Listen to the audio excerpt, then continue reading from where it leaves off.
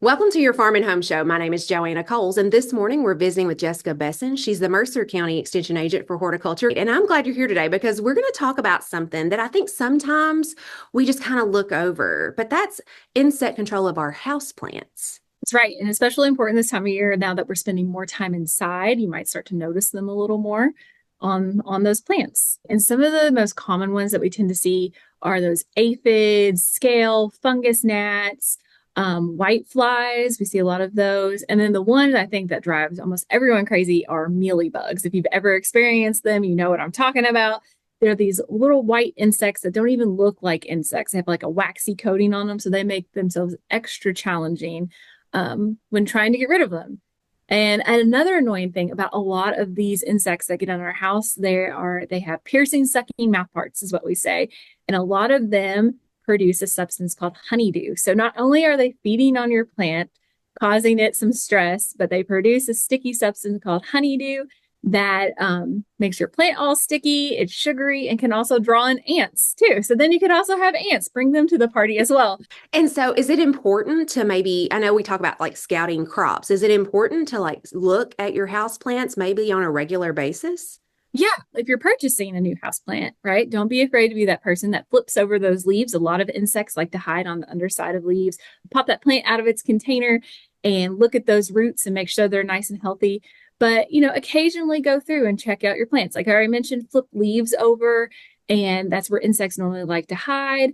If you're bringing plant, if you've had them outside all summer and then you're bringing them in, that's a good time to really inspect them because that's when you you could bring them in from either a new plant that you purchased or they've just, hopped on during the summer outside. So most of these are extremely tiny that you may not notice at first, or you might might need a little hand lens or something to see them. Or often we don't see them until they have produced so much that you see their big families of them on your plants. And that's when we really realize there's a problem going on. So if we do have a problem or we do see a problem, what methods can we do to maybe control some of that? Yeah. So easy, just starting off, like if it's located on a single like branch, if you have some aphids or something and can prune that plant, you can prune maybe the little branch off, a leaf off, and try to remove them that way.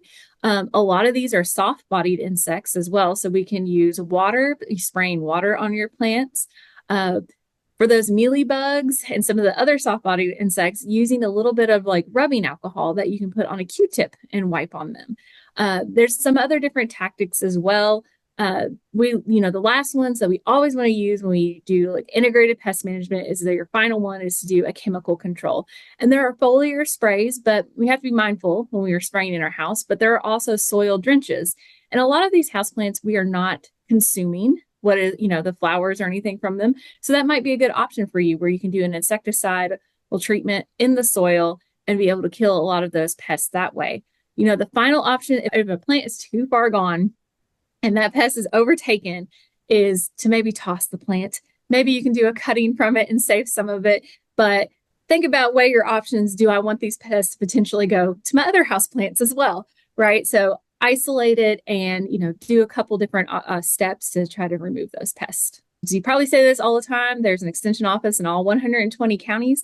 Take a good photo. Try not to squish those pests first, then send the photo and send it on to one of your county extension agents, and they should be able to help you. And if they can't help you, they can send it on to some of our great extension specialists on UK's campus to help identify those pests. Absolutely, because identifying what you have is probably the most important thing. Then we can help with the different control options. Now, Jessica, do we have a publication at the university that goes over some of this? We do. We have Houseplant Insect Control, which is InFact 406, and that's available for free online. And if you just Google that, it'll pop up and it goes into more detail of different control options, some other pests that I didn't mention, like thrips, mealybugs, even those ants. I said if they come in as a secondary pest, how to control them, and just some other advice on houseplant care. All right. Well, Jessica, certainly appreciate the information today. And if you have questions, make sure to contact your local extension office. Thanks for watching and have a great day.